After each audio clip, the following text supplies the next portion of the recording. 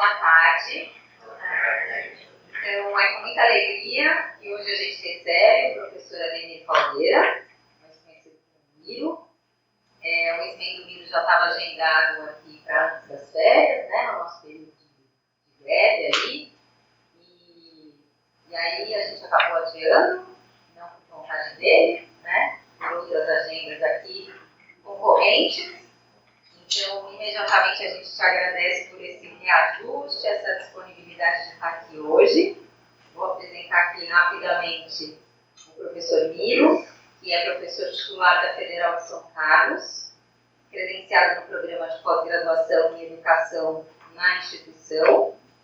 Ele atualmente é tutor do PET Saberes Indígenas, na Universidade Federal de São Carlos, líder do grupo de pesquisa em Educação, Matemática e Cultura, e participa como membro de alguns grupos de pesquisa, o GPEM, que é o Grupo de Estudos e Pesquisa em Etnomatemática, e do Observatório de Literacia Oceânica na Universidade Nova de Lisboa, em Portugal. Ele é graduado pela Unesp, no IBIUSI, o mestrado dele é o PPGEM, então, uma vez PPGEM, sempre PPGEM, aprendi essa frase. E o doutorado do Miro foi lá na Unicamp e o pós-doutoramento mais recente na Universidade Nova de Lisboa, em Portugal. O Miro atua principalmente nos temas da modelagem matemática, na educação matemática, na etnomatemática e na educação das relações étnico-raciais e educação indígena. Então, passar a palavra e te agradecer imediatamente. Obrigada.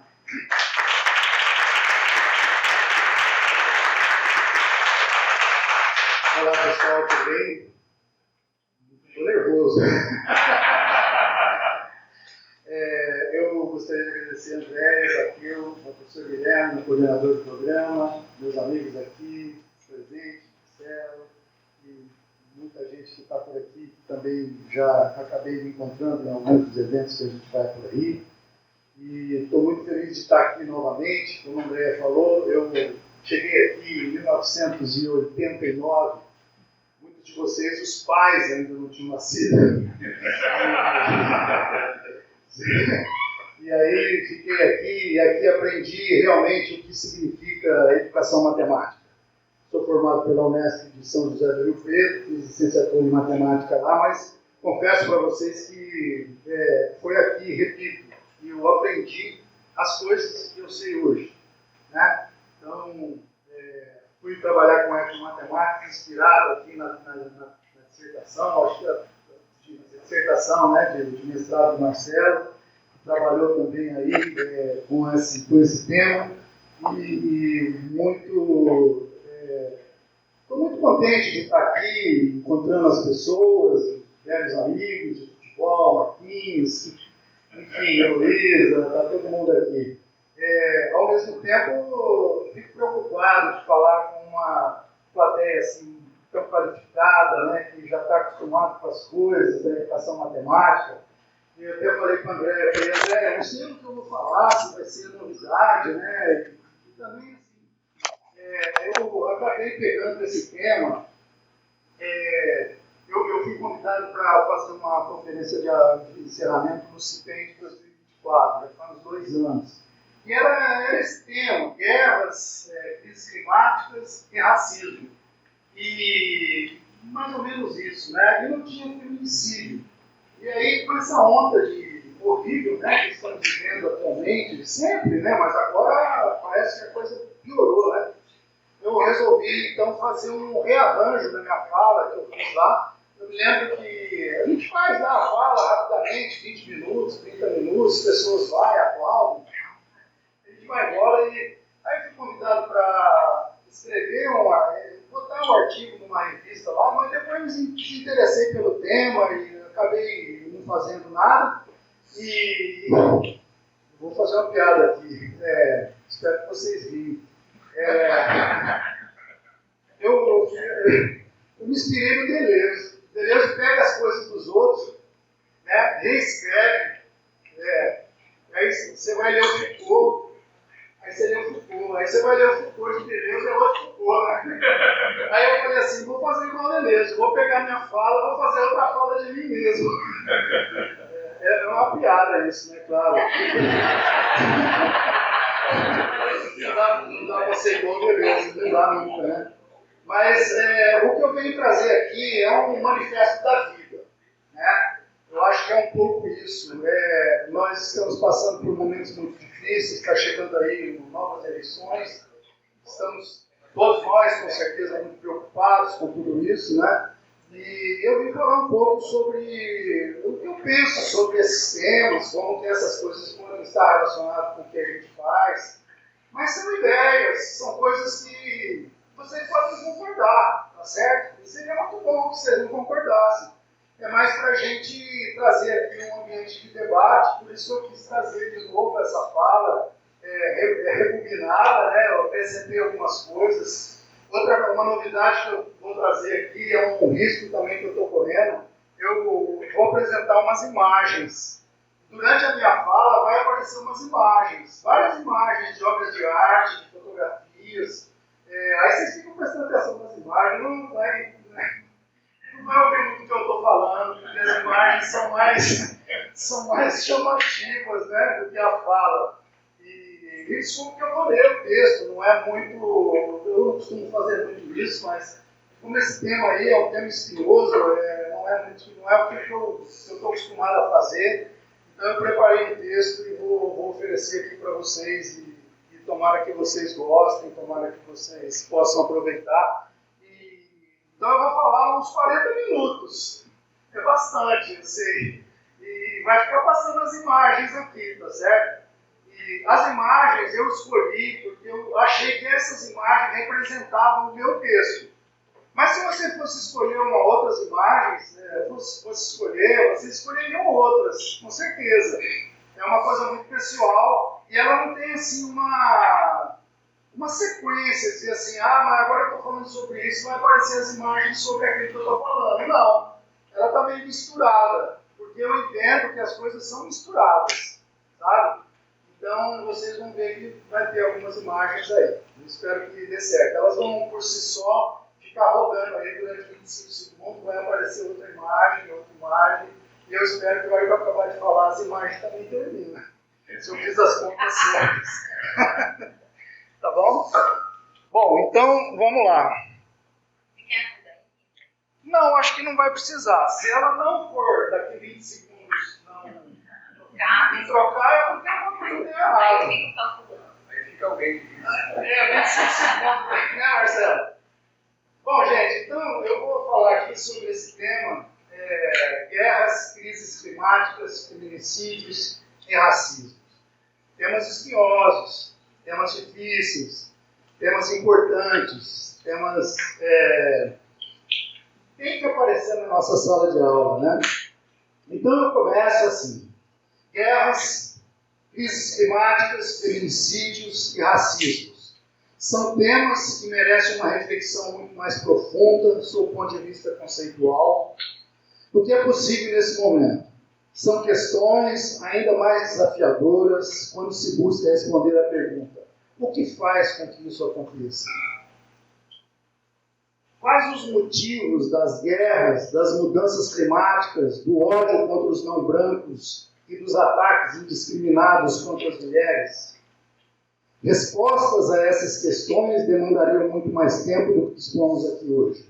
Entretanto, quando se questiona o que pode a educação matemática frente a esses tantos outros desafios contemporâneos, não podemos ignorá-las. Tentar sistematizar uma única resposta pode levar ao risco de sermos excessivamente reducionistas. Mas penso que de um dos motivos pelos quais as guerras, as crises climáticas, os racismos e os feminicídios se materializam no mundo contemporâneo decorrem, quase sempre, de uma maneira ou de outra, da busca por poder, pela intolerância e por critérios de valores éticos e morais que foram e ainda são produzidos e reproduzidos na nossa sociedade e que nascem, muitas vezes, nas nossas instituições escolares, em benefício do individualismo, em detrimento do coletivo. é bem provável que o modelo de educação e, por conseguinte, da educação matemática praticada nas nossas escolas estejam contribuindo para que esses valores se potencializem, mesmo que isso possa parecer um paradoxo. Por mais que tentemos encontrar respostas a esses porquês, nos mais variados pontos de vista, uma grande contribuição será dada pelo modelo capitalista, neoliberal e binário de imposição de forças, que na linguagem dos colonizadores, no caso da América Latina, basicamente os portugueses e os espanhóis, se manifesta na relação entre os dominantes e os dominados. Todos esses casos, as guerras, as crises climáticas, os racismos e os feminicídios, impactam sobremaneira a condição humana, se é que podemos falar ainda em humanidade, como conhecemos antes do advento das mídias corporativas. Grosso modo, as duas primeiras, as guerras e as crises climáticas, agem indiscriminadamente, embora saibamos que elas afetam muito mais a parcela da população socialmente e economicamente menos favorecida, e que não dispõe de mecanismo de proteção nesses contextos. Entretanto, o racismo e o feminicídio não atacam indiscriminadamente. Eles são perniciosos, nocivos e têm um alvo muito explícito, majoritariamente negros e negras e indígenas, mas também árabes, judeus, povos ciganos e, de um modo geral, já há muito tempo, as mulheres. No caso específico do feminicídio, somente no estado de São Paulo, nos primeiros 5 meses deste ano, mais de 150 mil mulheres foram vítimas de violência doméstica. São mais de 1.000 casos por dia e um crescimento de quase 15%. Foram 125 feminicídios. Mais de 46 mil mulheres sofreram ameaças, 31 mil foram agredidas fisicamente e mais de 11 mil viram medidas protetivas serem descumpridas. Movimentos feministas e sociais aumentaram a mobilização para o PL 896/23, que inclui a misoginia na lei do racismo e equipara o ódio às mulheres ao racismo e à homofobia, seja aprovado na Câmara dos Deputados. A lei prevê pena de 2 a 5 anos de reclusão e torna o crime inafiançável. O projeto de lei 896 de 2023, conhecido como PL da misoginia, foi aprovado no plenário do Senado Federal em 24 de março de 2026. Vejam bem, após 3 anos de tramitação. Mas ainda não virou lei. Até o presente momento, o texto segue para a tramitação na Câmara dos Deputados. A base desses desafios contemporâneos, nefastos e causadores de sofrimento, passa pela reflexão de alguns pontos, os quais não irei aqui aprofundar em nenhum deles, em função do nosso tempo. Comecemos por 2 deles. O conceito de representatividade e de tokenismo. Enquanto o primeiro deve garantir a presença, a visibilidade e a participação de diferentes grupos sociais, tais como as mulheres, as pessoas negras, grupos LGBTQIAPN+, e PCDs em espaços de poder, de mídias e de cultura, e suas demandas possam ser garantidas e atendidas. Por outro lado, o tokenismo, combater as práticas de incluir superficialmente indivíduos e grupos invisibilizados para promover uma imagem de diversidade e inclusão, criando fachadas de igualdade sem promover mudanças estruturais reais ou condições de poder de decisão a essas pessoas. Outro ponto fundamental é discutir o papel desempenhado por instituições econômicas tais como o Banco Mundial, a Organização Mundial do Comércio, a Organização das Nações Unidas e o Fundo Monetário Internacional. Enquanto impulsionadoras do capitalismo neoliberal, nesse caso, não se trata apenas de discutir os aspectos de caráter mercadológico e econômico que essas instituições carregam em si, mas, e principalmente, sobre o que elas têm causado em termos de construção e reprodução de um modelo de sociedade voltado para o capital, a competência, o individualismo, a competição e o trabalho obediente.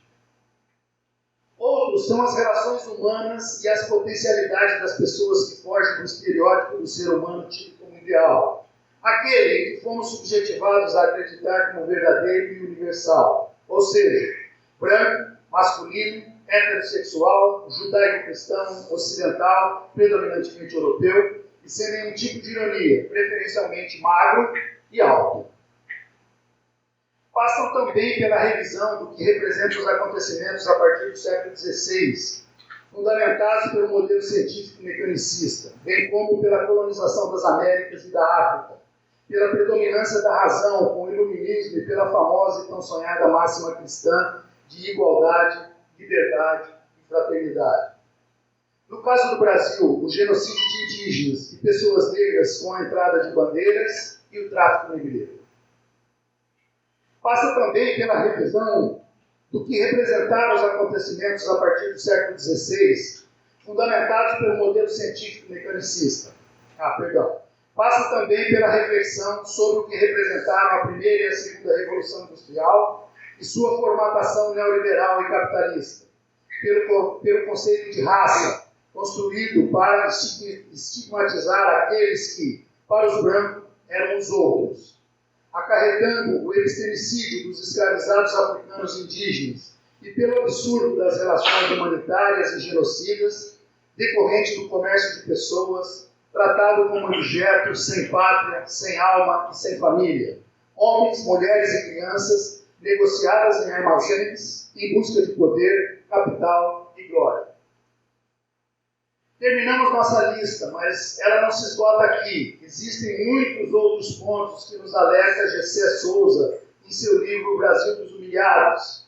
Não podemos deixar passar pela releitura de obras consagradas da formação do povo brasileiro, sedimentando as bases da sociologia do começo do século XX, tais como o clássico Casa Grande Senzala, de Gilberto Freire, e Raízes do Brasil, de Sérgio Buarque de Holanda.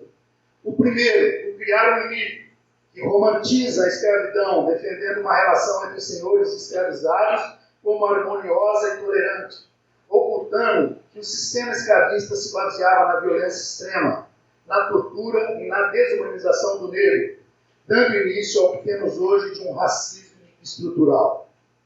O segundo, por deixar o legado do brasileiro como um homem cordial, promovendo uma visão elitista de um racismo cultural.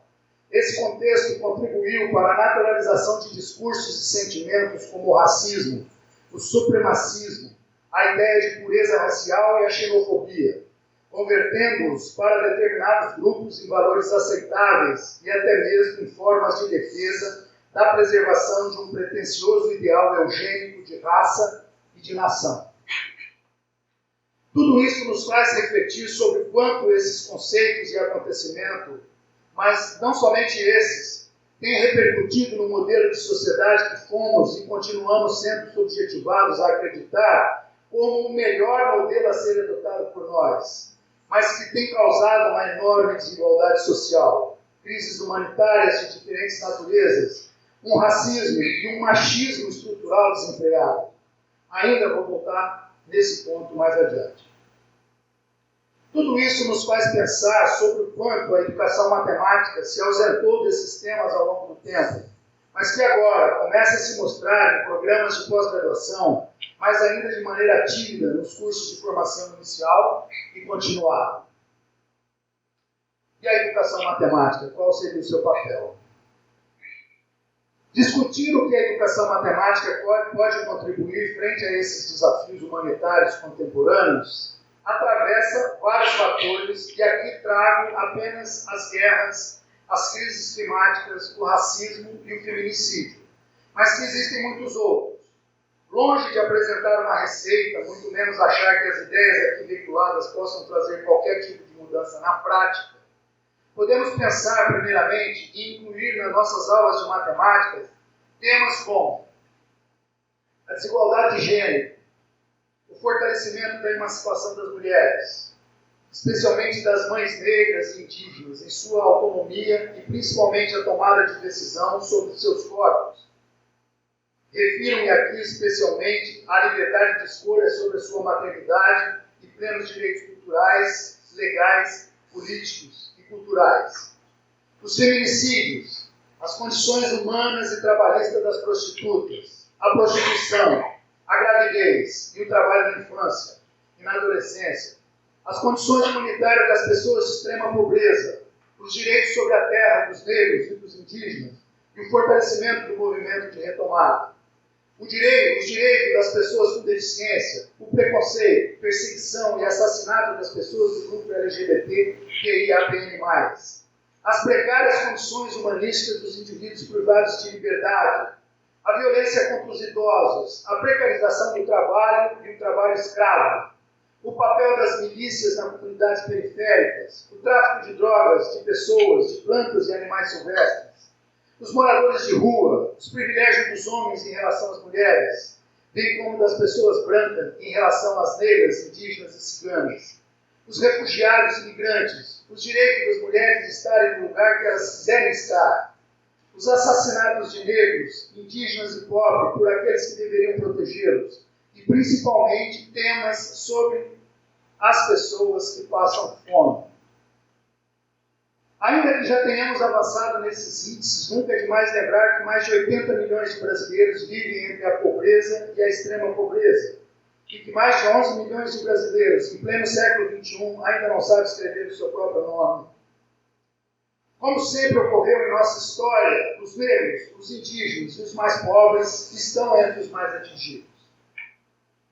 Sabemos que as questões humanitárias estão diretamente relacionadas com as questões ambientais. Assim, temas como, por exemplo, a produção e o desperdício de alimentos confiáveis, a qualidade da água que bebemos, os produtos industrializados de baixo impacto ambiental, a produção de energia renovável sem causar danos ambientais e humanitários, dentre outros, devem estar presentes nas nossas aulas de matemática. À vista disso, temas como o bom trato com a terra, com as águas dos rios e dos mares, com as plantas e os animais, e, de modo geral, com o planeta, implicam levar para a sala de aula os motivos pelos quais o modelo de sociedade que temos adotado tem impactado nossa sobrevivência planetária. Quais sejam o aquecimento global, as questões de urbanização das grandes cidades, aterro sanitário, as condições de pequenos agricultores e da agricultura orgânica, a mineração clandestina, a devastação das florestas tropicais do Cerrado e da Caatinga, a produção de combustíveis fósseis, o agronegócio e suas nefastas contribuições para a degradação ambiental, humanitária e para a produção da fome, a comercialização e disseminação indiscriminada de agrotóxicos e defensivos agrícolas na nossa comida, a poluição e prospecção dos mares e dos rios, a pesca predatória, as inundações provocadas por mudanças climáticas associadas à negligência governamental, como as do Rio Grande do Sul, Minas Gerais, mas também na Indonésia, no Afeganistão, no Quênia, na Espanha, dentre outros. Os rompimentos de barragens, como os de Fundão e Mariana e do Córrego do Feijão e Brumadinho, bem como os impactos ambientais e humanitários causados pela construção de usinas hidrelétricas, como, por exemplo, Balbina e Belo Monte. Os incêndios florestais, como os da Amazônia, do Cerrado e do Pantanal, manipulados por grandes investidores nacionais e internacionais de terras, tais como o projeto Apolo do Vale do Rio Doce, na Serra do Candarela, e a proliferação de doenças, tais como AIDS e o Ebola, e, finalmente, os verdadeiros responsáveis e financiadores das insanidades das guerras. Jamais podemos nos esquecer de Hiroshima e Nagasaki e Auschwitz, mas agora o genocídio de crianças na Palestina, no Líbano e na Ucrânia, mas não apenas desses lugares. Também aqui tivemos o genocídio de mulheres e crianças na Guerra do Paraguai, as guerras étnicas como Canudo, Palmares, Cabanagem, a Revolta dos Malês, as revoltas populares do século XIX, como a Cabanada, Balaiada, Sabinada, as guerras entre o Estado e a população de comunidades periféricas, que resultam no assassinato indiscriminado de traficantes e de trabalhadores, incluindo mulheres e crianças, mas principalmente pessoas negras, os massacres agrários e ambientalistas e de detentos, como, por exemplo, o assassinato de Eldorado de Carajás, 21 mortes de trabalhadores rurais sem terra no Pará, dos Yanomamis Waximu, 16 mortos em Roraima, Do Paralelo 11, no Mato Grosso, em que foram dizimados mais de 3.500 indígenas cinta-largas, o massacre do Araguaia, 41 guerreiros do PCdoB e camponeses no Pará, o massacre de Carandiru, assassinato de 111 detentos em São Paulo, de Jacarezinho, 28 mortes, Operação Camanducaia, policiais do DEIC de São Paulo transportaram quase 100 menores de idade para as margens da rodovia Fernão Dias, na divisa entre São Paulo e Minas Gerais, onde foram espancados e jogados de uma ribanceira. Operação Escudo, na Baixada Santista, 28 mortes. Chacina do Cabula, 12 mortes na Bahia. Chacina do Pau d'Arco, 10 mortes, trabalhadores rurais sem terra. E, recentemente, a Operação Contenção no Rio de Janeiro, com mais de 121 mortes, incluindo civis e militares e tantos outros. Não podemos deixar de citar as manifestações de estudantes secundaristas em defesa da escola pública de 2015 e 2017. Em grande parte do Brasil, especialmente no estado de São Paulo, retratadas por Elisa Capai no documentário Espera Tua Revolta, em que o atual vice-presidente da República e, à época, governador do estado, autorizou o uso da força policial violenta, truculenta e desumana, sob o comando do então secretário de Segurança Pública e hoje ministro do Supremo Tribunal Federal, contra jovens e adolescentes que defendiam apenas o direito de uma escola pública e de qualidade.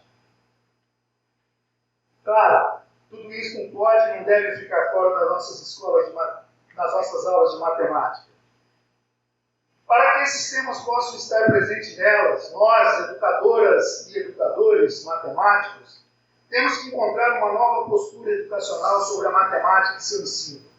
Uma delas poderá começar a pensar diferentemente daquela em que a matemática é vista apenas como axiomática, dedutiva, ahistórica e neutra, numa perspectiva humanista.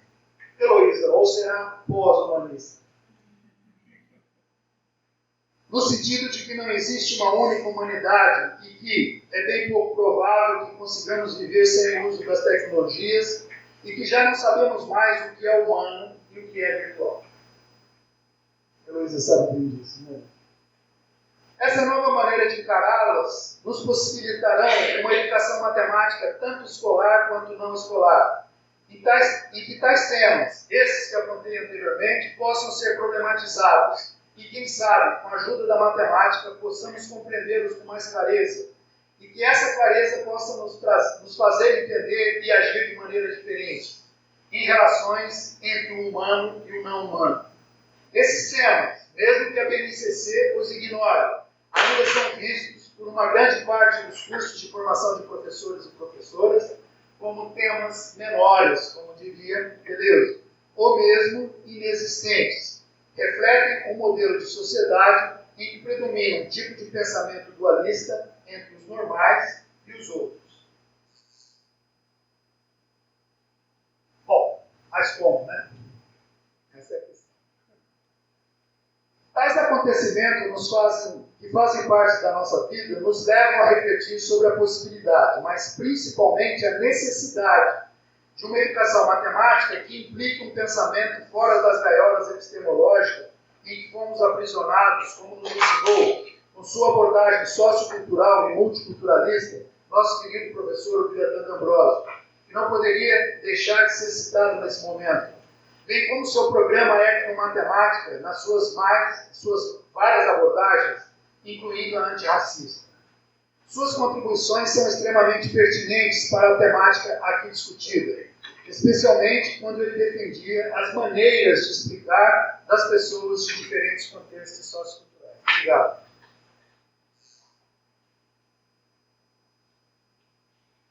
Pensemos no futuro. Com isso, não podemos esquecer que o modelo de sociedade menos desigual, sob o ponto de vista da convivência social e, se possível, mais justo, está no coração e nas mentes do protagonismo da juventude. Refiro-me aqui às nossas e aos nossos estudantes. Aqueles e aquelas que ainda se sentam nos bancos escolares, não apenas para ouvir as supostas verdades que nós, professoras e professores, temos para ensinar, mas, ao contrário, pela participação ativa e criativa nos processos de tomada de decisões sobre os rumos daquilo que querem e que podem aprender. E, nesse contexto mais geral, a matemática escolar e não escolar, numa concepção epistemológica humanista ou pós-humanista, avancem além da razão para o coração. Refiro aos afetos de alegria na perspectiva espinosiana.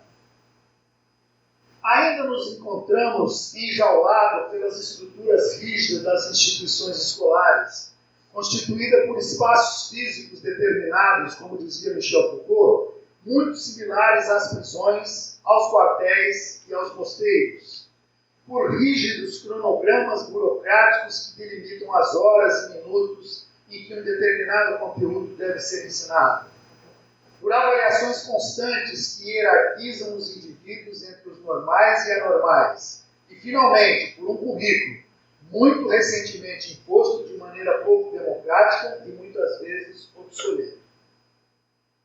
Mesmo com tudo isso, talvez possamos encontrar algumas linhas de fuga numa perspectiva deleuziana, para romper com tais estruturas identitárias fixas e rígidas, desterritorializando velhas formas e criando novas práticas. Uma dessas linhas, entre outras possíveis, possa ser uma educação matemática que inclua na sua agenda de prioridades temas que, através das matemáticas, permitam refletir e buscar outros caminhos sobre questões como as guerras, as crises climáticas, o feminicídio, essa misoginia feroz acompanhada de morte e o racismo estrutural. Este último, pernicioso e arrogante, disseminado nas suas mais variadas dimensões: ambiental, recreativa, morfológica, cultural, algorítmica, entre outros.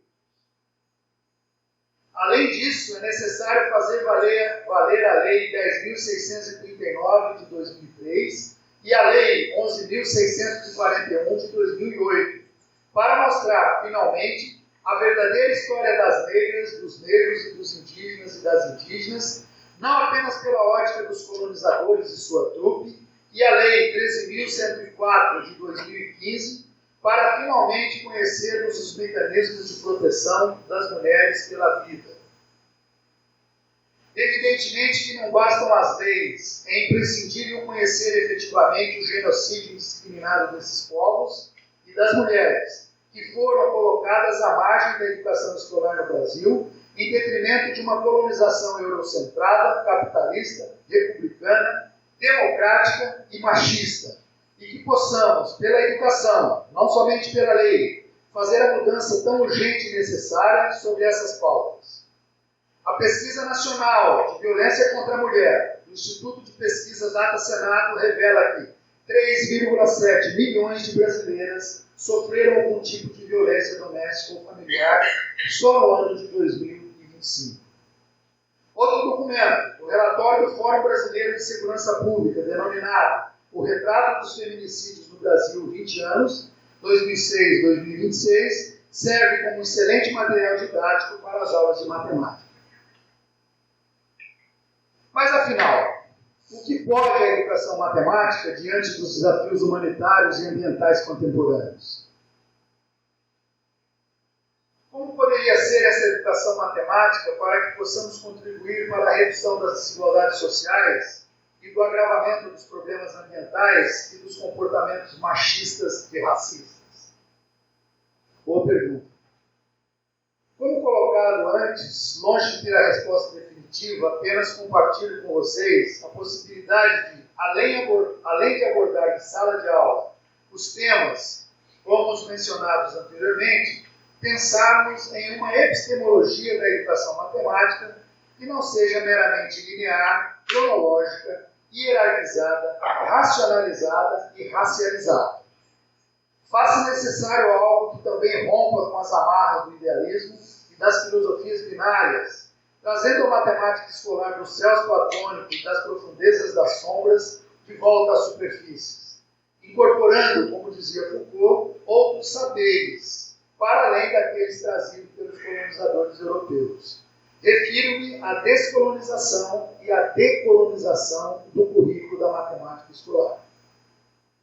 Mundo de lutas constantes, onde é essencial problematizar as relações discursivas.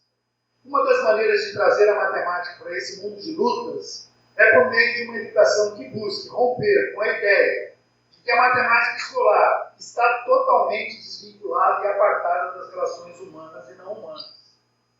Aqui refiro-me especificamente às mais variadas culturas que compõem o povo brasileiro, bem como as relações estabelecidas na diversidade étnica, sexual e de gênero. Faz-se necessário pensar na formação de pessoas para um outro modelo de sociedade, em que, por sua vez, exigirá um novo modelo de escola, o qual deve oferecer uma outra ética de convivência entre os humanos e não humanos. Isso implica considerar não apenas a tecnologia dos brancos, mas também e principalmente das pessoas negras, indígenas, ribeirinhas, caiçaras, quilombolas, enfim, de grupos historicamente excluídos do contexto escolar, mas que podem e devem oferecer seus próprios conhecimentos ou saberes, transversalizados por todos os mecanismos de poder, especialmente do poder político, como nos critérios para a tomada de decisões, incluindo aqueles relacionados aos resultados de pesquisa científica. Claro, a ciência é nossa aliada.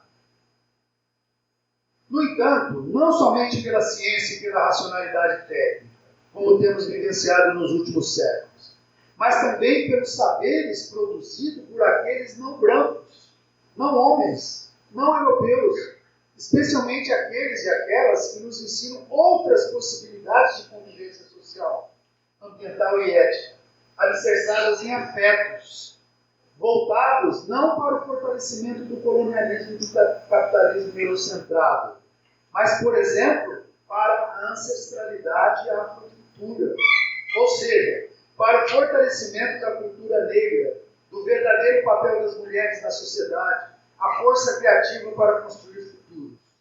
São saberes que integram as tradições às ferramentas contemporâneas e se conectam com os ancestrais e o divino, que se sustentam na resistência e na luta por um futuro justo, que promovem a decolonialidade, suas filosofias e, sobretudo, suas artes. Diante desse cenário de guerras, conflitos armados, degradação ambiental, medo, preconceitos de toda ordem, indiferenças, racismos, feminicídios, xenofobia, etarismo, capitalismo, homofobia, ecocídio, etnocídio, epistemicídio, entre outros, voltamos à nossa pergunta inicial. O que pode a educação matemática frente a esses desafios contemporâneos? Problematizo com uma outra pergunta. Há outros mundos possíveis?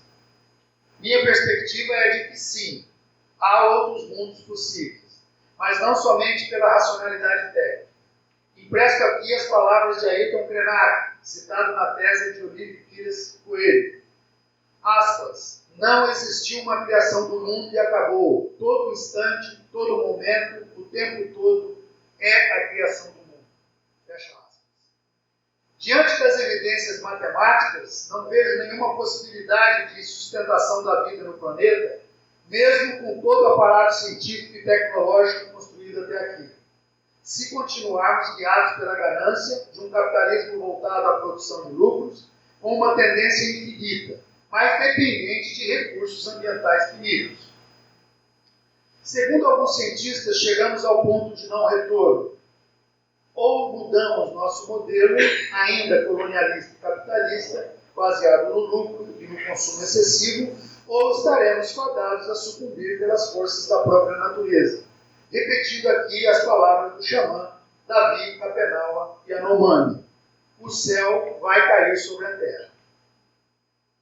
Precisamos experimentar um novo modelo de sociedade, uma outra lógica que não se baseie exclusivamente na razão, na ciência e na tecnologia. Será necessário convencer as pessoas que decidem os rumos das nossas escolas a considerar um modelo anticolonialista, antirracista e anticapitalista.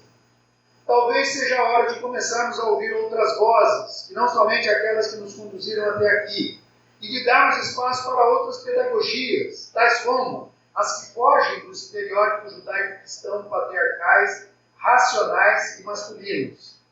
É tempo de matarmos definitivamente o mito de Adão e Eva e colocarmos as mulheres, especialmente as mães, pretas, brancas e indígenas, como prioridade nesse contexto de transformação e de mudanças. Suas potências, afetos e sensibilidades podem ser os pilares dessa mudança tão urgentes. Desconstruir os elementos epistemológicos dominantes do atual ensino da matemática escolar e darmos uma chance para Iemanjá e o Mucmecu, o avô do universo do povo tucano, passa a ser um passo necessário. Para isso, precisamos incorporar em nossas referências outras pedagogias, como a pedagogia do Baobá, de Eduardo Oliveira, a pedagogia das encruzilhadas, de Luiz Rufino, a pedagogia da circularidade, de Tássio Ferreira, a pedagogia de Alan Rosa, a pedagogia simbólica de Carlos Brighton, a pretalogia de Sandra Petit, as pedagogias da transvestibilidades de Maria Clara Araújo, entre outros tantos, e outros que foram e são ignorados e ignorados pela nossa escola. Além disso, é fundamental incluir nas aulas de matemática autores e autoras fora dela, tais como Daniel Munduruku, Nayara Tucano, Ailton Krenak, Cacá Verá, Gerson Banil, Davi Copenaua, Taxaí Surui, André Banil, Nego Bispo, Beatriz Nascimento, Jamila Ribeiro, Nilma Gomes, Bel Hooks, Conceição Evaristo, Petronila Gonçalves, Davi Dias Nascimento, Aquiles Bebê, Sueli Carneiro, Franz Fanon, Brenda Quilombo, Leda Maria Martins, André Rebouça, Zé do Patrocínio, Luiz Gama, dentre tantas outras pessoas cujas forças e potência têm nos ajudado a compreender o racismo estrutural, o feminicídio e o preconceito, temas necessários e urgentes para o currículo de matemática. Pensar uma educação matemática múltipla, que possa dar visibilidade às mais variadas culturas, implica não nos esquecermos de que o multiculturalismo não pode ser separado das relações de poder, uma vez que essas diferentes culturas, raciais, étnicas e nacionais, vivem no mesmo ambiente. É preciso desconstruir a ideia de que as diferenças culturais são apenas manifestações aparentes de características humanas, fortes, e por conta disso devemos respeitar e tolerar a diferença, porque sobre a aparente diferença há uma mesma humanidade. Não há uma mesma humanidade. A diferença não é uma característica natural, mas algo discursivamente produzido. O diferente só existe em relação ao não diferente. E essa coisa, o não diferente, também é relacional. Ele só faz sentido na relação de diferença que se opõe ao diferente. Além de pensarmos uma epistemologia da educação matemática, que, sob o ponto de vista prático, problematiza fenômenos sociais, ambientais e identitários, transversalizado por questões que promovam uma reflexão profunda sobre esses temas, podemos também pensar numa perspectiva ética sobre como nossas escolas se pautaram ao longo dos séculos. Nesse aspecto, o professor Tomás Tadeu, da Universidade Federal do Rio Grande do Sul, já aposentado, não somente ele oferece contribuições valiosas. Busco aqui alguns elementos retirados do seu artigo Dr. Nietzsche, curriculista, com uma pequena ajuda do professor Deleuze. Alguns conceitos. Já estou terminando. Verdade e conhecimento são dois conceitos que devem ser problematizados diante do modelo de sociedade que a educação matemática produz, tal como vem sendo colocado nas escolas. Embora menos evidente, mas não menos importante, estão os conceitos de sujeito e subjetivação. Ou seja, o que importa não é o sujeito em si, mas o processo de tornar-se sujeito. Ainda um outro elemento é a busca por novas formas de entendimento das abordagens críticas, incorporando uma dimensão muito específica que são as relações de poder. Não basta fazer a crítica, devemos ter clareza das relações de poder envolvidas ao se pensar no currículo escolar. E a matemática não fica fora disso. Afinal, a quem interessa esse ou aquele currículo de matemática? Para quem, como e por quê? Esses e não aqueles conhecimentos. Um currículo, sob uma perspectiva discursiva, que defendo aqui, portanto, longe de ser uma abordagem que entende a linguagem não apenas como um código ou ferramenta de comunicação neutra, mas como uma prática social e histórica, não se presta a ensinar a tolerância e o respeito pelas diferenças. embora esses conceitos estejam enraizados na cultura dominante. Tolerar, por exemplo, implica uma certa superioridade de quem tolera, enquanto o respeito passa pela ideia de que as características culturais são algo fixo e permanente, que apenas precisam ser respeitadas. Em vez disso, é fundamental compreender que os processos de construção das diferenças são produzidos pelas relações de assimetrias e desigualdades e que devem ser permanentemente colocadas em questão.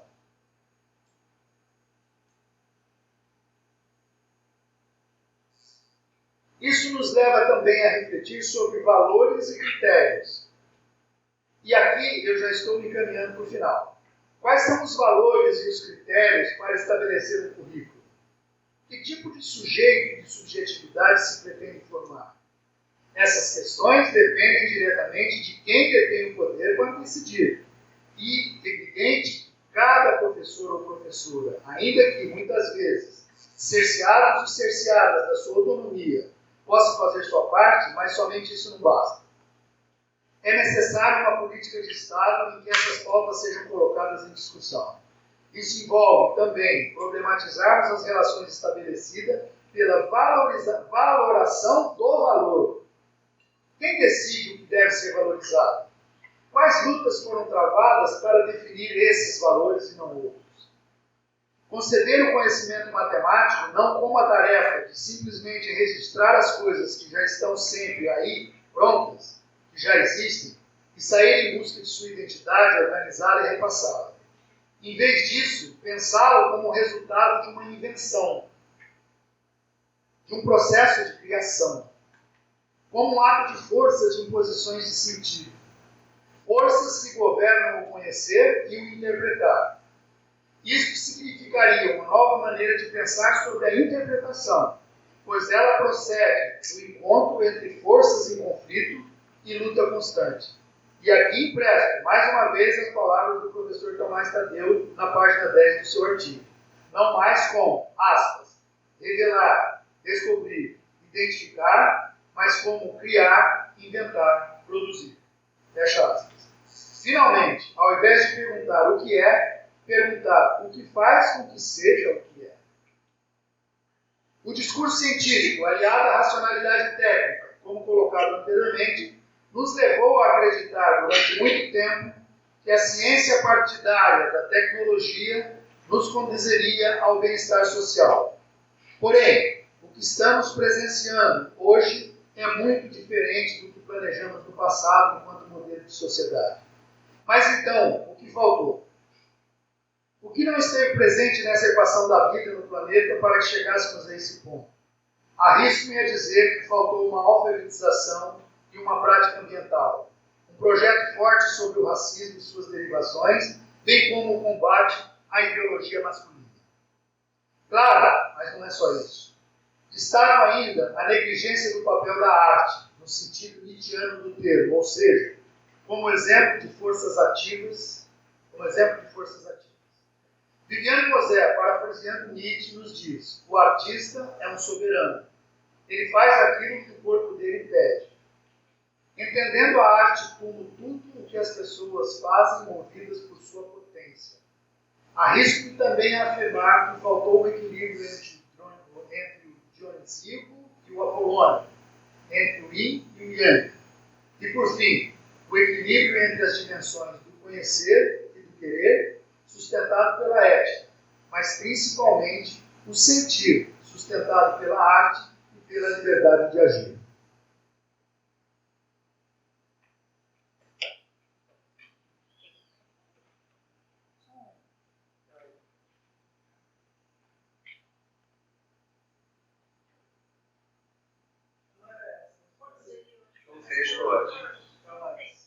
Mais uma? Não, essa? Tá bom. Um Drummond aqui para a gente encerrar. Mãos dadas. Ninguém solta a mão de ninguém, né? Não serei o poeta de um mundo caduco, também não cantarei o mundo futuro. Estou preso à vida e olho meus companheiros. Estão taciturnos, mas nutrem grandes esperanças. Entre eles, considero a enorme realidade. O presente é tão grande, não nos afastemos. Não nos afastemos muito, vamos de mão dadas. Não serei o cantor de uma mulher, de uma história, não direi os suspiros ao anoitecer, a paisagem vista pela janela. Não distribuirei entorpecentes ou cartas de suicida. Não fugirei para as ilhas, nem serei raptado por serafins. O tempo é a minha matéria, o tempo presente, os homens presentes, a vida presente.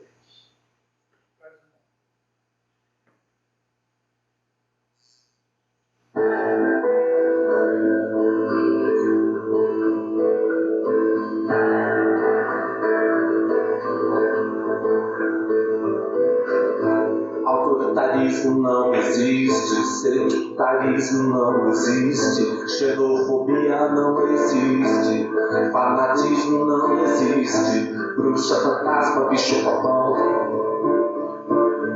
O real resiste, é só pesadelo, depois passa na fumaça de um rojão. É só ilusão, não, deve ser ilusão, não, é só ilusão, não, só pode ser ilusão. Miliciano não existe, torturador não existe, fundamentalista não existe, terraplanista não existe, monstro, vampiro, assombração.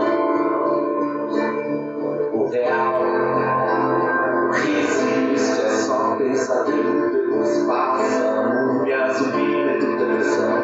Não, não, não, não, não,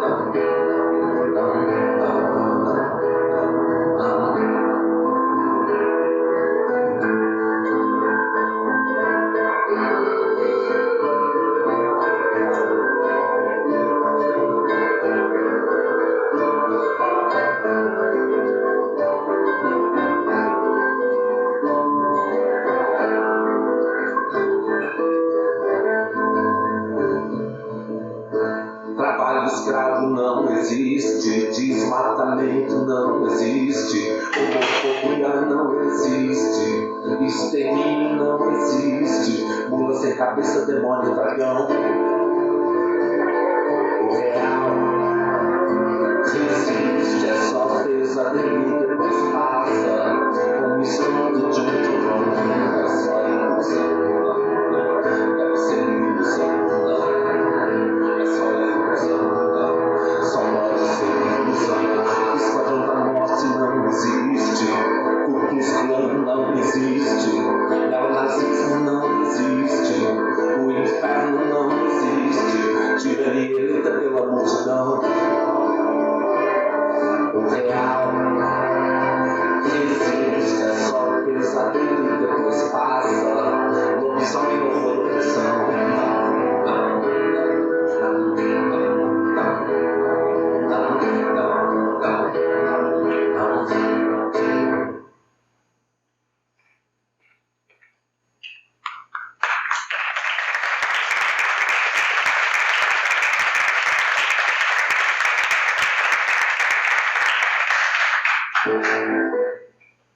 Aqui são os créditos das marcas, elas são todas do domínio público da internet, não passa mais um. Coloquei lá no crédito, obrigado.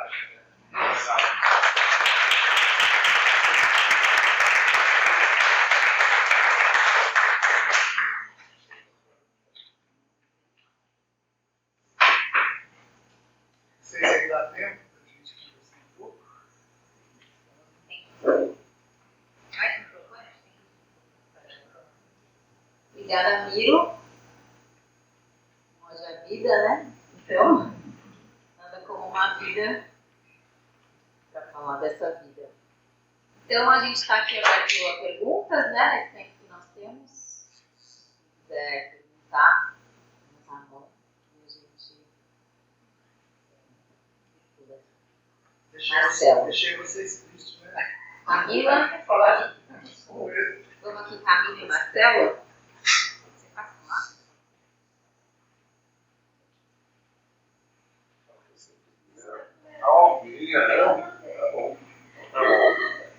Olha, Miro, muito legal. Como você disse, eu tinha visto essa versão do CIPEI, eu fiquei para a sessão de encerramento. apresentação dela e as coisas que estavam na dúvida, umas que eram que eu tinha ouvido ou não, mas enfim, as outras muito bacanas, se fosse também faltas que tentaram fora, às vezes, das combinações todas, como etarismo e tal, então muito bacana que eu queria trazer isso.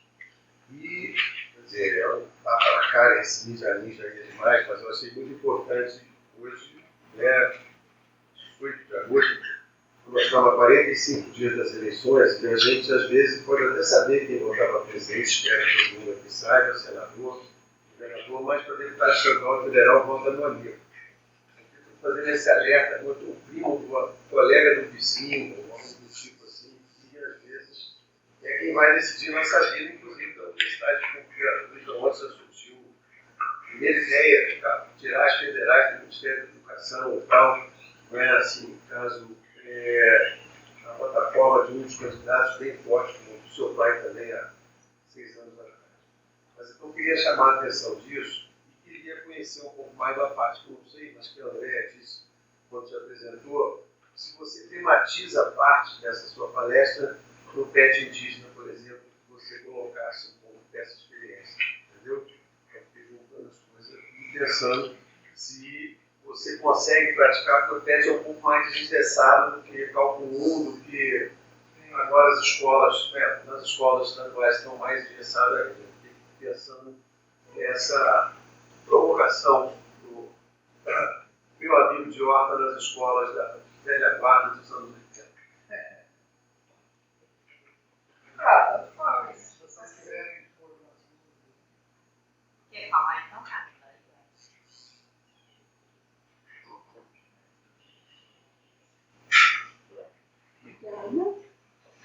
Pela fala, pelos minutos ouvindo você falar.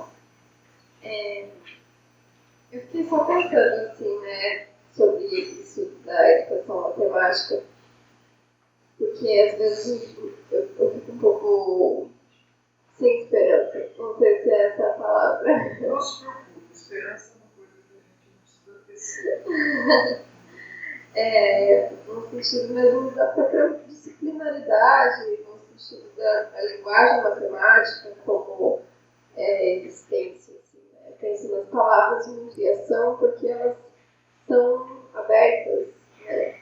No sentido de escolha. Assim, não existe uma única forma de se falar, mas ainda a matemática, talvez por desconhecimento meu, não sei, mas existe um caminho para pensar uma matemática que fosse aberta desse modo, assim, talvez esse caminho.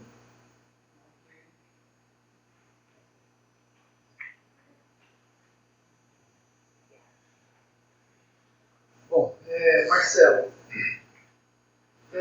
eu assim, diretamente não toco nessas questões assim, com o meu PET indígena lá, mas outras questões são colocadas, porque o PET indígena da UFSCar é o único PET multidisciplinar. Então nós temos 18 indígenas no PET, cada um de um curso, né? Dos 4 campos, São Carlos, Sorocaba, Araras e Lagoa do Sim. Então, é um PET que agrega, mas esses temas perpassam tudo isso. Por exemplo, os indígenas eles estão muito mais avançados em termos de organização, digamos assim, de luta, do que os não indígenas. Não tenho dúvida nenhuma disso. Visto que eles têm um encontro lá, que é o encontro dos estudantes indígenas, né, em Brasília, tem a Marcha das Mulheres lá indígena, tem vários eventos que eles participam, né, no meu PET lá, e essas questões elas aparecem na luta deles, né, porque a questão dos indígenas, do meu ponto de vista, na universidade, ela é diferente do seu ponto de vista de entendimento de universidade que nós não indígenas temos. Nós procuramos uma universidade muitas vezes para nos capacitar e para arrumar um emprego, diploma, etc. Os indígenas já é um movimento de luta, né? É um movimento político, não é um movimento educacional apenas. Os indígenas querem conquistar um espaço que eles nunca conquistaram.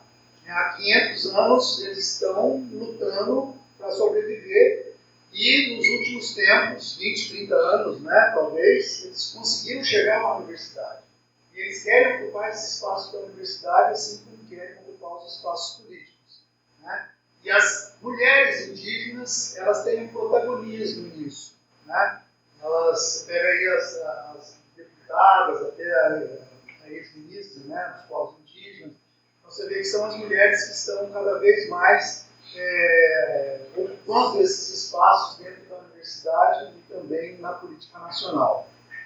Mas, especificamente, não trato da questão da matemática com eles lá. Eu tenho um indígena que é da matemática, mas ele não é do PET. Inclusive, eu fui agora lá para Cusco, né, num congresso lá de etnomatemática. Eu fui levar o trabalho dele de iniciação científica que eu orientei, que é sobre o sistema de iluminação dos Borilas. Ele mora em São Gabriel da Cachoeira, que é na Amazônia, né, divisa com a Colômbia e a Venezuela. Então, eu não tenho nenhum... Mas essas pautas humanística, política e de relações de poder estão muito presentes em todas as relações que estão estabelecidas lá. Bom, Camila, primeiro, assim, você falou em esperança, né? A gente está acostumado a achar que esperança é aquilo que a gente quer conquistar, né? Vai sempre em busca. E essa coisa nunca chega, porque a esperança nunca chega, né? Então, eu não gosto muito dessa coisa de esperança, sabe? Eu gosto mais das coisas que estão acontecendo. Então, não se preocupe se a gente não tem esperança, é porque nós estamos lutando agora, não queremos coisa lá para o futuro. Então, eu acho que é uma luta constante que a gente tem. Agora, tornar as nossas aulas de matemática criativas e inventivas vai depender de nós mudarmos essa epistemologia da matemática que nós somos dedicados a acreditar que é a melhor delas. Não é a do ABNCC, com certeza. Não é ensinando conteúdos de matemática do jeito que está colocado que a gente vai conseguir transformar o que a gente chama de matemática nessas aulas de criação. Então, eu acho que um dos caminhos, mas é apenas um achismo, eu acho que, através da arte, eu acho que é possível a gente conseguir esse espaço de invenção, de criação, trazendo elementos artísticos, não para buscar elementos matemáticos na arte, mas pela construção criativa e inventiva da arte, trazer essa ideia para a matemática também. Né? Isso você pode, não é fazendo uma lista de exercícios que você consegue isso. Então, tem alguns trabalhos já com matemática e arte nessa direção. Muitos trabalhos aqui no Brasil que têm desenvolvido oficinas de arte envolvendo o ensino de matemática. Mas é uma outra epistemologia, você olhar para a matemática de uma outra perspectiva que não é essa que está posta aí. Mas tem jeito. Agora, aqui no estado de São Paulo eu acho difícil. Talvez em outros lugares sim. Quando tiver essa política educacional aí, é muito difícil você romper essas relações de poder que são estabelecidas aí pelo secretário de Educação e o governador do estado. Plataformização, essas coisas que vocês conhecem, né? Mas em outros lugares eu acho que isso é possível. Né? Existem bons exemplos de atividades envolvendo arte e matemática em outros lugares que você vai trabalhar nessa perspectiva de invenção e de criação. Acho que é por aí. Agora está saindo uma tese de doutorado da Andréa, ela está exatamente, fez uma revisão bibliográfica, né, dos trabalhos relacionando matemática e arte. Posso passar para você depois, se ela defender, eu sou banda lá. E tem lá muitos trabalhos. Então, se você for buscar, ali eu acho que pode ser um caminho da gente transitar. Vamos escrever aqui, minha Tamires também. Se tiver mais alguém, a gente abre uma próxima rodada. Você nos provoca com a pergunta, né, o que pode a educação matemática, e nesse mesmo espírito desesperançoso, mas também provocada pela sua fala, pelas imagens, eu fiquei pensando na pergunta o que deve a educação matemática que ela pode, mas que ela deve diante desses desafios, né? Qual é esse compromisso de fato que a gente assume. E você pergunta depois que valores, né, que critérios a gente vai assumir nessa formação que tem um lugar local de atuação, mas que também está sempre refém e um pouco dependente de uma política de Estado que provoque a pensar. Pensando aqui no meu caminho, no programa, e na minha vida, não tem como, né? A gente vai vendo essas histórias e episódios que você narrou. Carandiru, por exemplo, eu estava no ensino médio e eu estudava numa escola do lado do batalhão de choque na Tiradentes, em São Paulo. E tinha uma faixa que me tocou muito, que era: hoje você reclama a morte de um marginal e amanhã você chora a morte de um familiar. E assim eles provocavam a contestação da sociedade em relação ao que tinha acontecido em Carandiru. E tantos episódios, né, e cenas de violência constante que a gente vive. Então, que valores, né? E o que nós devemos nesse caso. E fico pensando que aqui no programa um pouco a gente se tranquiliza, né, Miro, parece. Porque ao mesmo tempo parece que tudo é muito distante da gente. Parece que está tudo acontecendo em outro lugar, que não ao nosso lado. Então, de um lado, a gente está próximo, eu penso, talvez eu acho que eu consegui estar do lado que eu queria estar ao longo da minha vida. Eu fiz escolhas para estar do lado de lutas que eu gostaria de estar, como você bem colocou, das comunidades indígenas, que assumem a luta porque isso fortalece a existência e eles precisam desses espaços para isso. Então, nesse movimento, parece que a gente consegue estar próximo, mas eu pensei aqui que a Carol Tamayo fez a nossa abertura aqui da atividade inaugural semana passada, por uma confluência, você traz essa provocação que ela também trouxe para a gente. E acho que a gente vive hoje, a nossa geração e a geração que chega, e a geração dos que estiveram aqui, não só as marcas de um colonialismo na universidade, mas as marcas de um capitalismo que nos leva a um individualismo que responde a uma sobrevivência. Então, nessa luta quase por uma saúde mental, por vezes é mais fácil você criar um caminho aparentemente que te mantém saudável na sua individualidade. E a pandemia intensificou esse isolamento. Então, eu fico pensando nesse desafio que a gente tem nesse contexto. No fundo, acho que o que está em primeiro plano é uma saúde mental coletiva e uma disputa por uma universidade e um modo de vida que não seja o isolado nas suas próprias casas, dentro das suas próprias carreiras, nos seus próprios gabinetes. Olhando assim para a sua trajetória, Guilherme, um pouco se você percebe mudanças, se você acha que isso se intensificou ou que se isso sempre existiu de certo modo.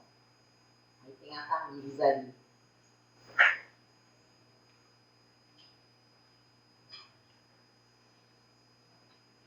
Boa tarde, professora Aldemir. Muito obrigada.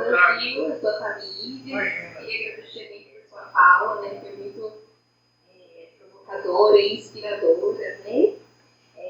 Eu queria perguntar, assim, como que nós, enquanto educadores matemáticos, pesquisadores, né? Como que a gente pode impulsionar, né, a criação mesmo de uma consciência crítica e reflexiva nos alunos e nas alunas, né, mediante esse grande projeto, né, de alienação do imperialismo, né? Eu falo com ênfase para o que o senhor falou, né, do genocídio na Palestina, né, onde a gente vê que a mídia, né, principalmente, fica ocultando o tempo todo, né? Então, assim, há uma certa massificação dessa consciência desses alunos e alunas que faz parte de um grande projeto, eu acho, de alienação mesmo. Então, como criar aí, mediante esse projeto, essa consciência crítica? Sei que não tem receita, né? Mas queria ouvir um pouquinho do senhor. Tá bom.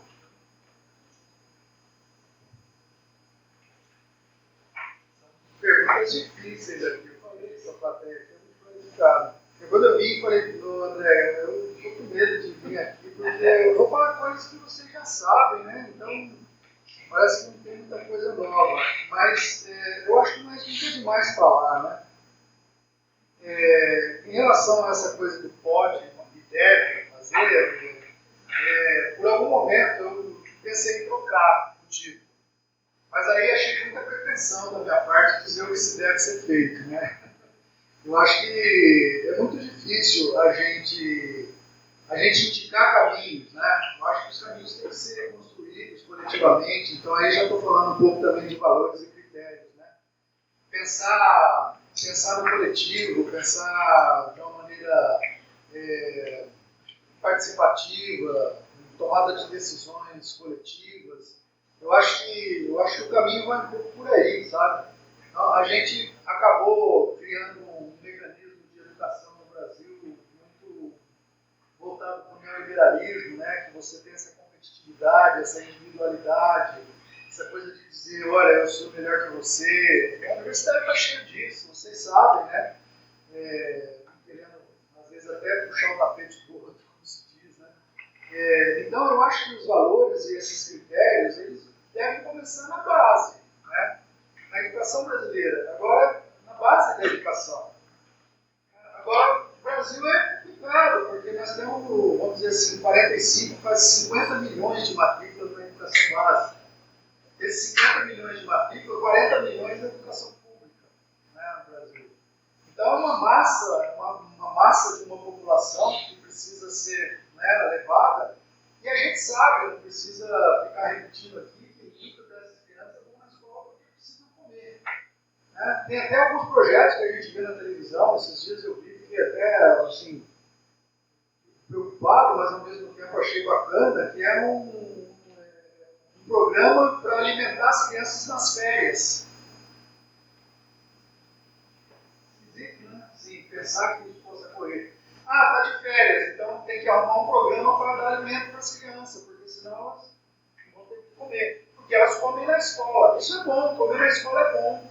Não é ruim não, porque você está fazendo um trabalho que precisa ser feito. Eu acho que aí vem o Marcelo até colocou da nossa preocupação em relação às eleições, né? Esse governo ele tem essa preocupação com os mais pobres. Isso não tem dúvida, né? Muitas coisas que foram feitas, eu acho que vai muito nesses valores e nesses critérios que a gente precisa começar a estabelecer de cooperação, né? De coletividade, não de individualismo e de poder, de relações de poder e tal.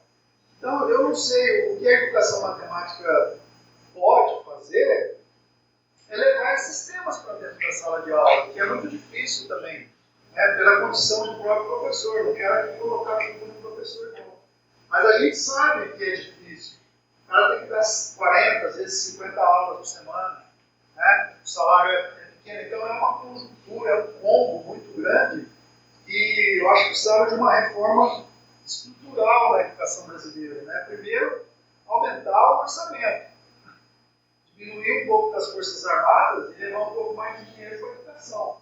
Mas como é que a gente faz com um congresso desse? Como é que a gente faz com um congresso que está preocupado com outras coisas que não essa, né? Botando direito para tudo. Pois é. Então eu acho muito difícil. Mas há caminhos, eu acho que há possibilidade da gente fazer isso.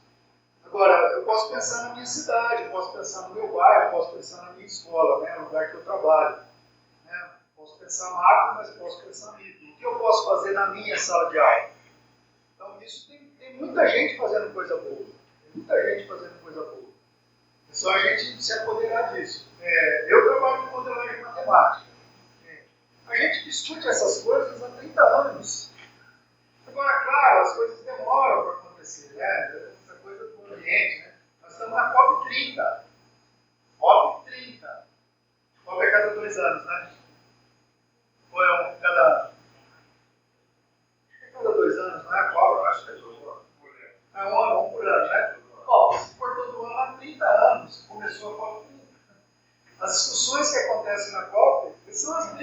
década de 60, 70, 80, a gente não conseguiu ainda se desvencilhar desse modelo de sociedade que fomos subjetivados a acreditar que é o melhor deles. Quanto mais ciência, mais tecnologia, mais qualidade de vida.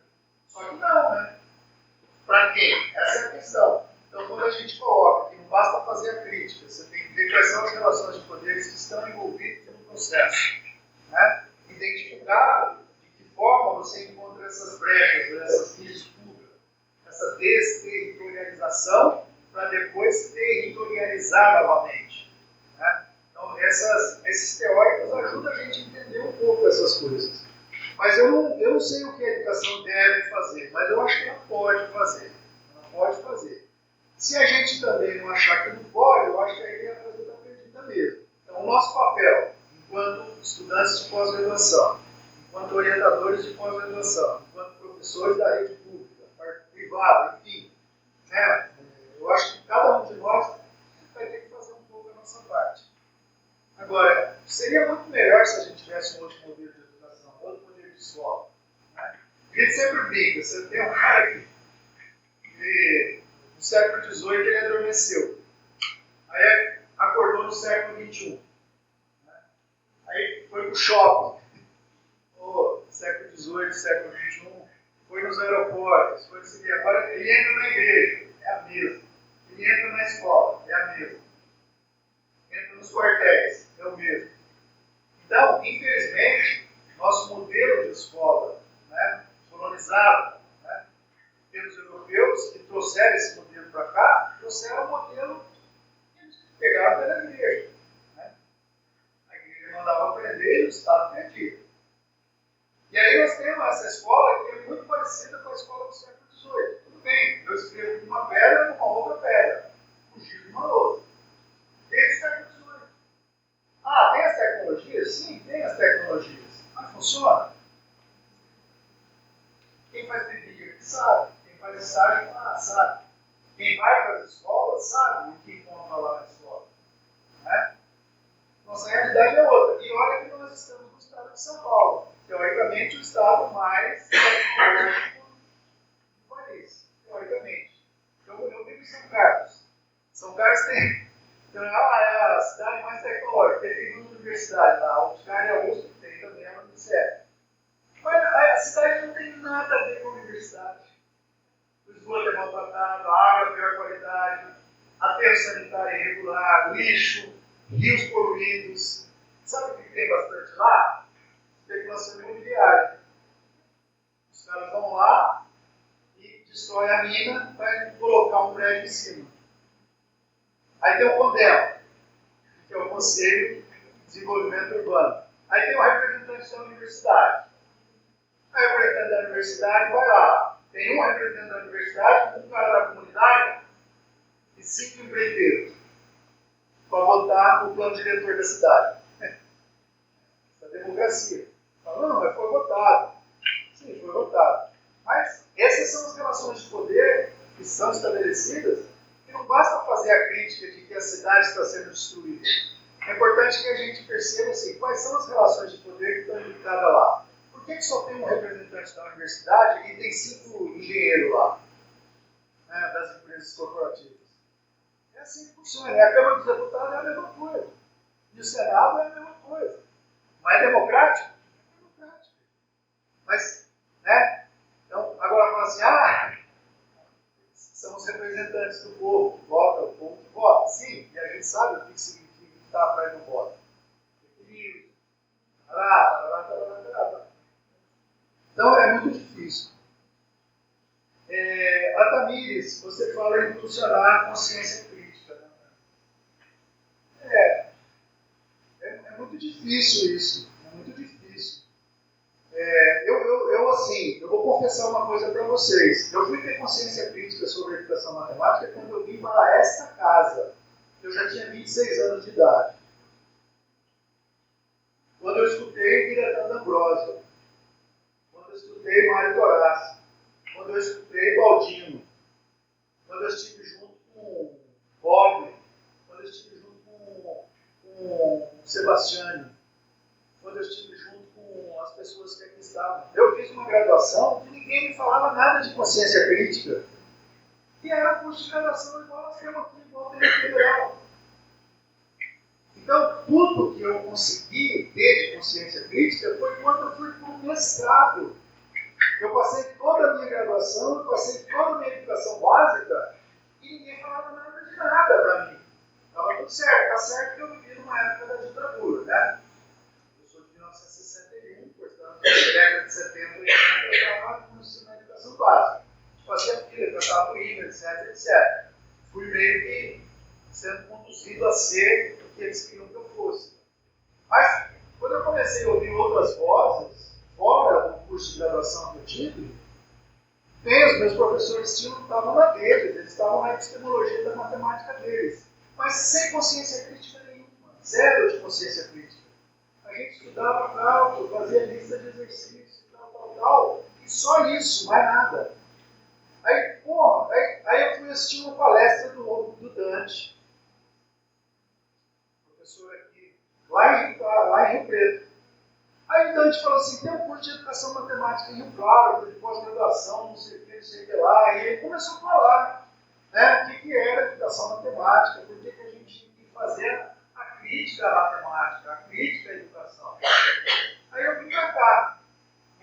Aqui eu comecei a pensar sobre a educação matemática, sobre a matemática e sobre outras coisas. Até lá, eu era uma pessoa bem, tá? Matemática é isso mesmo, não precisa responder não. É difícil mesmo, sabe? É para poucos. Enfim, mas a consciência crítica ela vem dependendo de quem se encontra. Meu Deus, que bênção eu ter encontrado o Biratan D'Ambrosio. Que bênção. Fui professor do Biratan D'Ambrosio aqui, fui professor de outros professores também que me ajudaram a pensar outras coisas. Por isso que eu falo no texto, de sair dessas gaiolas epistemológicas não é fácil. Você precisa ter alguém que abra os seus olhos. Não é a igreja, não é o Estado, não é a escola. A escola, na verdade, ela ajuda a gente, como falou o Mucuta, ela quer o que a gente, ela quer nos submeter a uma determinada forma de pensar. É aquilo que eu falei, são 50 milhões de jovens e adolescentes que estão sentando em bancos escolares hoje, escutando esse discurso que a gente vê por aí sem crítica nenhuma. Então, como é que você faz para criar essa consciência crítica? Primeiro, ler. As pessoas não estão tendo muito hábito de ler. Né? Tem o hábito de ler, é difícil. Porque a gente agora está acostumado com o WhatsApp, então você fala, eu preciso ler um livro, né?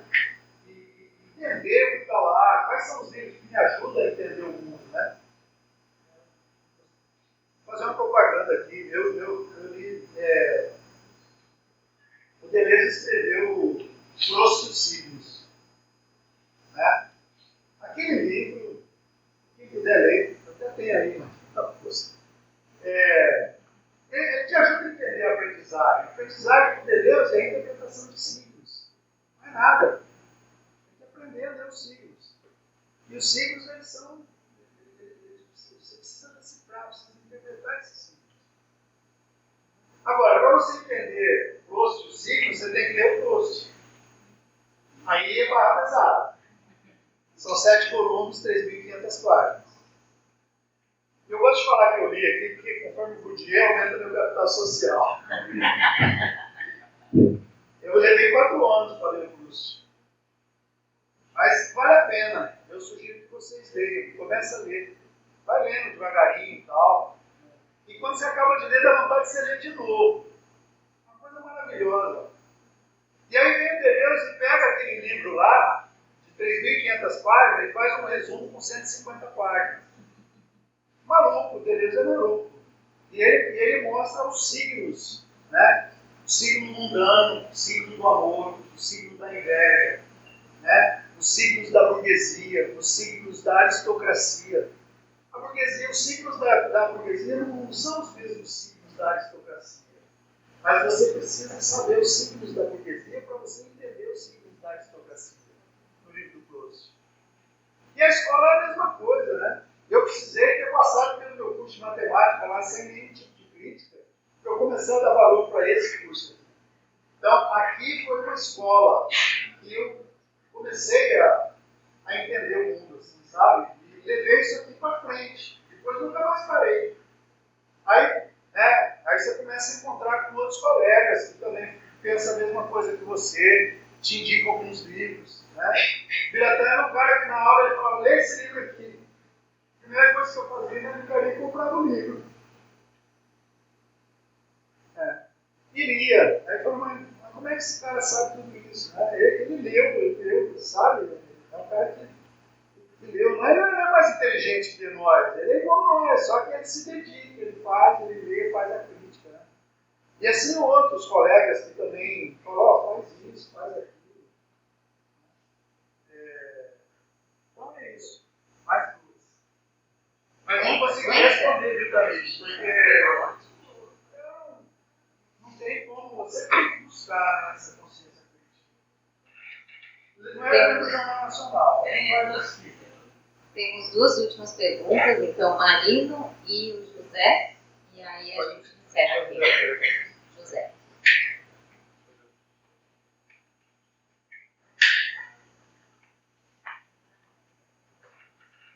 Boa tarde, professora Ademir. Boa tarde. Prazer. Conheço apenas virtualmente pelo GPI. Opa! Seguinte, quando você traz as imagens, já se fala tudo, principalmente que vivenciou algumas imagens daquelas apresentadas. E então, penso que o desenvolvimento sempre há um processo também de exclusão. Né? E eu gostaria de ouvir do professor sobre esse tal desenvolvimento, como o senhor interpreta essa plataformização e esse tal desenvolvimento aqui no estado de São Paulo.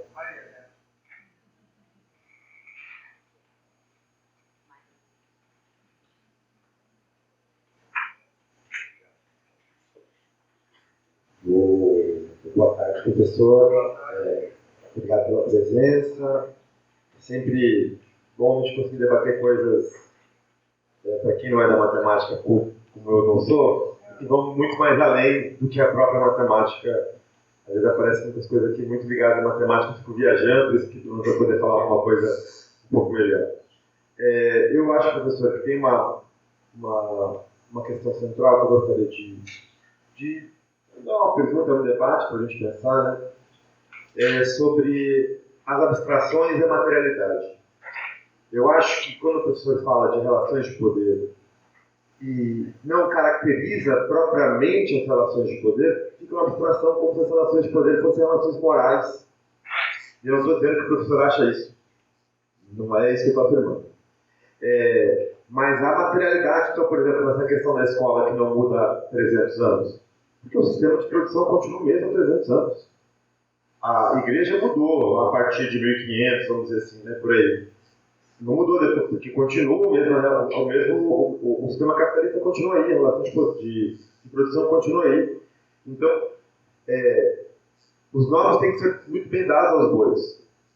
E para mim, careceu um pouco disso no decorrer da palestra. E acho que é importante a gente definir essas coisas como elas são. Né? Deixa eu pegar minha colinha aqui, que eu tenho mais uma coisinha para falar com o meu tempo. Tá aqui.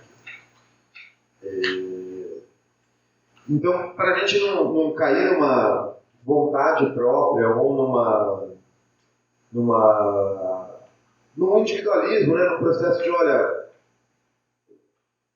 você tem que fazer isso, você tem que deixar de fazer aquilo, de forma geral, assim, acho que a gente precisa definir o que é e, a partir da definição do que é, tentar dar o caminho para como resolver. Eu acho que isso é muito importante, porque eu acho que uma das frases mais célebres do Marx é: a tarefa do filósofo não é apenas entender o mundo, mas é transformá-lo.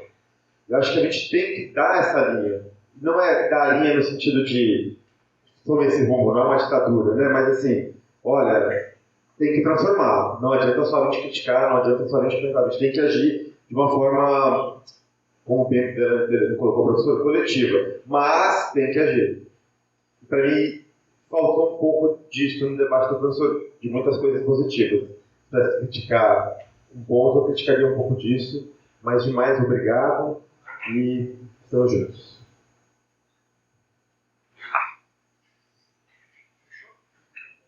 José, ainda bem que você tocou nas imagens, José, porque tem um trabalho para fazer esse trem, rapaz. Fiquei horas na internet, aí pegava uma imagem, não dava certo, aí eu falei, mas será que essa aqui é boa?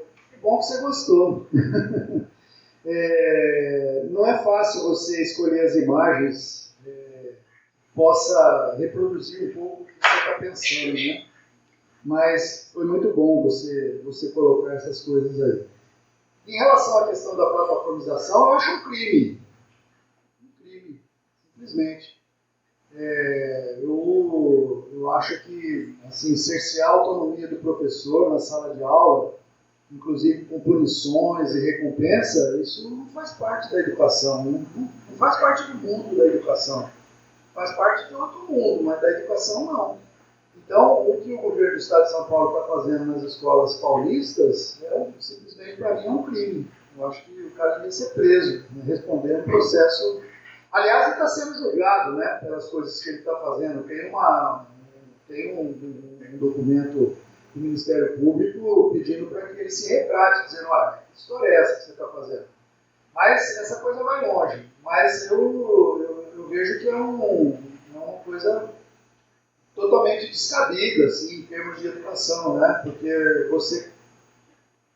são as relações de poder que estão colocadas ali, de disciplinização e vigilância, né? Vigilância o tempo todo para saber. A diretora tem que, às vezes, entra na sala de aula para ver se o professor está colocando os slides.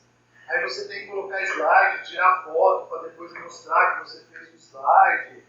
Aí a tua escola vai passar por um processo de avaliação, se você não for bem avaliado, você vai ser transferido para outra escola. Acho uma ditadura isso. Acho um fascismo mesmo. Não vejo outra palavra para isso. Miro, difere os artigos 205 e 206 da Constituição da Autonomia. Autonomia docente. Eu acho que ainda não foi processado por isso. Já isso tinha que estar no Supremo, pela ética. Não, é absurdo. E tomara que essas coisas desapareçam logo, né? E olha que essa coisa vem vindo já de algum tempo, né? Foi no Paraná, depois foi no Pará, agora está em Minas Gerais e São Paulo.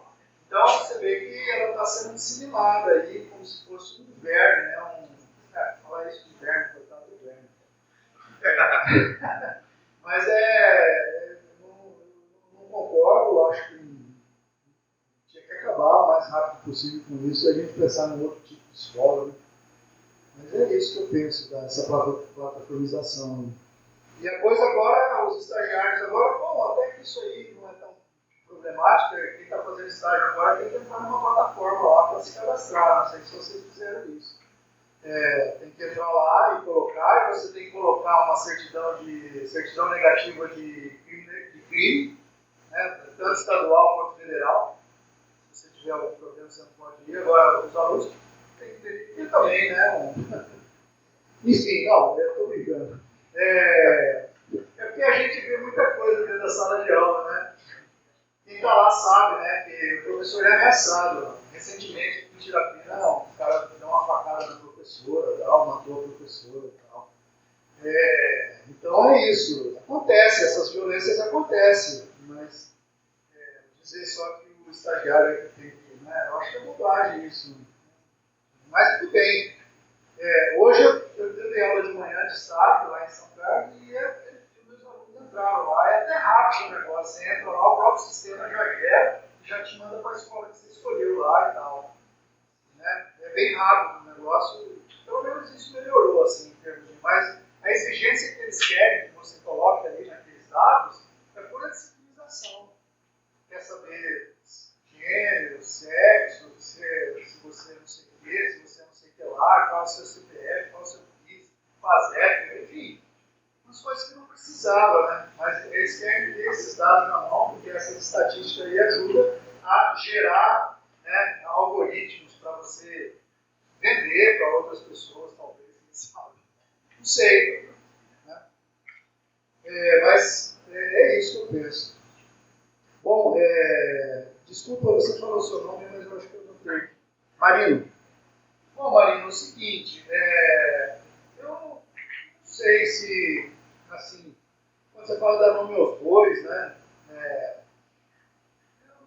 não sei também definir o que é as coisas, sabe? Pelo menos eu tentei mostrar aqui que eu trabalho numa perspectiva discursiva, né, pela filosofia da diferença. A filosofia da diferença não define o que a coisa é. Ela está sempre no dever. Ela sempre vai modificando, ela sempre vai sendo, né? Então, essa coisa de você definir o que a coisa é, você traduz essa coisa em determinada... em coisas pré-estabelecidas já, como os próprios critérios de valores, né? Entre bem e mal, essas coisas todas. Então, primeiro, a gente não trabalha com essa filosofia binária, assim, né? De bem, mal, bom, ruim, preto, branco, etc, etc. Então, não dá para definir o que a coisa é, também não dá para dar nome aos bois, porque assim, as coisas vão acontecendo, né? A vida é processo. E aí, conforme as coisas vão acontecendo, você vai entendendo essas coisas e vai tentando modificar, você se modificar, ou tentar modificar o outro, né? Eu sei que o Marx falou que essa coisa que não basta você, né? Você tem que transformar e tal. Mas é outra perspectiva. Eu acho que a gente não tem que transformar nada, não. Eu acho que a gente tem que fazer a nossa parte. As coisas vão se transformando se cada um fizer a sua parte. Eu não tenho como modificar, porque quando eu falo que a coisa porque eu coloco a minha posição em relação ao do outro. Isso aí não faz parte da filosofia da diferença. A filosofia da diferença é multiplicidade, cooperação, é dizer assim, ó, eu sou porque você é, Sankofa, sabe? Não dá para você dizer, olha, eu quero que você seja assim. Não vejo que essa seja uma boa filosofia. Eu prefiro essa de cooperação, de fazer junto, né? Não dá para definir também as coisas. Assim. Na matemática a gente define, né? Que é um triângulo, que é um quadrado. É porque precisou definir, sei lá, porque precisava sistematizar determinadas coisas, né? E aí a gente quer definir também, porque a gente é matemática, a gente quer definir, mas não dá para definir as coisas. Então, é isso que eu penso. Assim, também não dá para dar nome aos bois, porque você vai dizer o que a coisa. A pessoa é o que é. Não dá para você dizer o que ela possa ser, o que ela deve ser. Por isso que também essa coisa do deve, né? Não dá para ser assim. Então, eu vejo assim que nós vamos fazendo a nossa parte. E à medida que a gente vai fazendo a nossa parte, as coisas vão se modificando. E pode ser também que as coisas voltem o que era, porque eu entendo o tempo cíclico, assim, sabe? Foi o Proust que me ensinou isso. Assim, a última parte do Proust, ele vai... todo livro do Proust é um aprendizado, ele está aprendendo a ser um autor. Né? E ele só consegue perceber que ele é um autor no último livro, depois de ter escrevido 3.500 páginas. E aí ele sempre volta, né? A parte mais, assim, que essa coisa do tempo cíclico, é a questão da reminiscência, né? Da memória involuntária. E o mais famoso é o Bolinho, né? O Bolinho de Madeleine, né? Que ele está em Paris, né? Pega uma xícara de chá, molha o bolinho na xícara de chá, e a hora que ele põe o bolinho na boca, ele lembra da tia dele lá, quando ele era menino. Então é voltar no tempo, sabe? Mas não é voltar no tempo passado. É o presente no passado. Eu sei que talvez isso seja meio contraditório para a matemática, né? Mas é o tempo do Bergson, por exemplo, não é o tempo do Einstein. Né? É aquele tempo, sabe? Sabe quando você está na cadeira do dentista? Demora para passar. É esse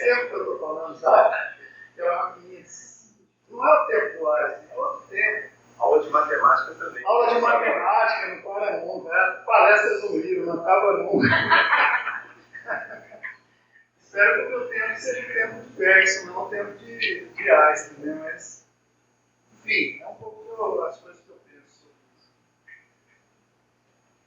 Gente, então agradecer novamente a presença do Miro, compartilhar essas provocações, ideias, troca de ideias, esse espaço segue tendo o espaço que você conheceu há alguns tempos atrás, num novo lugar, e que a gente tenha aqui sempre esse pressuposto do diálogo e da troca de ideias.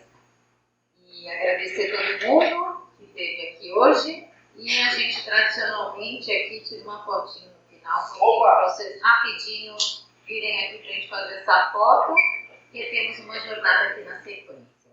Obrigada, amigo. Muito obrigada.